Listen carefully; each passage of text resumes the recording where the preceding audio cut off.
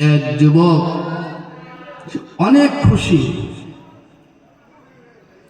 তো এক মৌলবী তাকে দাঁড়িয়ে জিজ্ঞাসা করতেছে যে তোমার মনের ভেতর আনন্দ কেন, এত খুশি কেন? তখন ওই যুবক বলতেছে যে আমি আমেরিকার প্রেসিডেন্টের মায়ের বিবাহ করব। কি করব? বিবাহ করব। কার মেয়ে? আমেরিকা। ونعوذ بالله من شرور أنفسنا ومن سيئات أعمالنا من يهده الله فلا مضل له ومن يضلله فلا هادي له ونشهد أن لا إله إلا الله وحده لا شريك له ونشهد أن سيدنا وسندنا وحبيبنا ومولانا محمدا عبده ورسوله أما بعد فأعوذ بالله من الشيطان الرجيم بسم الله الرحمن الرحيم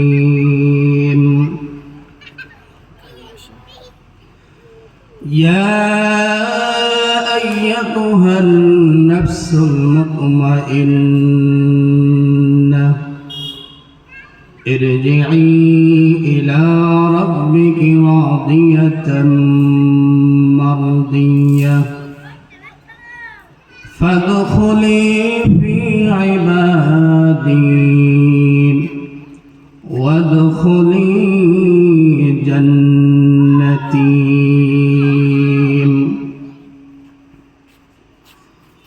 اللهم صل على محمد وعلى آل محمد كما صليت على إبراهيم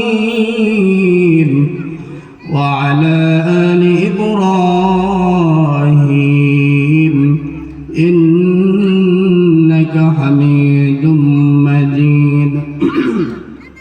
اللهم بارك على محمد وعلى آل محمد كما باركت على إبراهيم وعلى آل إبراهيم إنك حميد مجيد. بلغ العلا بكماله كشف الدجى بجماله حسنت جميع خصاله صلوا عليه وآله. الحمد لله. মুআজ্জাজ মুহতারাম হযরত মুসল্লি ইকরাম, আল্লাহ তাআলা দরবারে শখর বাজার যেই মহান রব্বুল আলামিন আমাদেরকে অত্যন্ত স্নেহ দয়া মায়া মেহেরবানি করিয়া ভালোবাসিয়া দিনে একটি মাজলিসে বসার তৌফিক দিয়েছেন, এজন্য সেই মহান রব্বুল আলামিনের মহান দরবারে কালিমাত শুকর আদায় করতেছি। সকলে সমস্যার আওয়াজ করে মুহাব্বতের সহিত বলি আলহামদুলিল্লাহ। আলহামদুলিল্লাহ। এই ফিতনা ফাসাদের জামানায় যে সময় মানুষ গুনাহের কাজে লিপ্ত, গুনাহ করার প্রতিযোগিতা যে সময়টায় চলতেছে, সেই সময়ের মধ্যে আমাদেরকে দিনে একটি মাহফিল এর আয়োজন করার তৌফিক দিয়েছেন, দিনে আলোচনা করার শোনার তৌফিক দান করেছেন। এটা আল্লাহ তাআলার মেহেরবানি ছাড়া হওয়া সম্ভব না, ঠিক না বেঠিক? আজ এমন একটি সময় আমরা অতিবাহিত করতেছি যে সময়টা কোনো শিশু বাচ্চা তার প্রতিবেশী থেকে নিরাপদ না, মা তার সন্তানের কাছ থেকে নিরাপদ না, সন্তান মায়ের কাছে নিরাপদ না, স্ত্রী স্বামীর কাছে নিরাপদ না, স্বামী স্ত্রীর কাছে নিরাপদ না। এই সময়টা আমরা অতিবাহিত করতেছি। আমাদের প্রত্যেককেই দুনিয়ার জগৎ ছেড়ে, এই দুনিয়ার মায়া ভালোবাসা ছেড়ে পরকালের যাত্রী হতে হবে, ঠিক না বেঠিক? কেউ দুনিয়ায় থাকতে পারে নাই, পারবেও না। তবে কারো কারো মৃত্যু হবে আল্লাহ তাআলার সন্তুষ্টির উপর। আল্লাহ তাআলা কোন কোন বান্দার উপর সন্তুষ্ট থাকবেন, কোন কোন আত্মার উপর রাজি খুশি থাকবেন, এভাবে যে ওই আত্মা যখন দুনিয়ার থেকে বিদায় গ্রহণ করবে তো আল্লাহ তাআলা তাকে ডাক দিয়ে বলবেন, যে পবিত্র আত্মা তুমি কি করো, আমার জান্নাতে প্রবেশ করো। বলেন সুবহানাল্লাহ। মৃত্যু হবেই, এটা নিশ্চিত, চিরন্তন সত্য কথা। মৃত্যুর হাত থেকে কেউ রক্ষা পাবে না। আবার কারো কারো মৃত্যু এমন অবস্থায় হবে যে মৃত্যুর সাথে সাথে তার আযাব শুরু হয়ে যাবে। তো আমরা যারা এখানে আছি সকলেই চাই যে আমাদের মৃত্যুটা যেন ওইভাবে হয় যেভাবে মৃত্যু হলে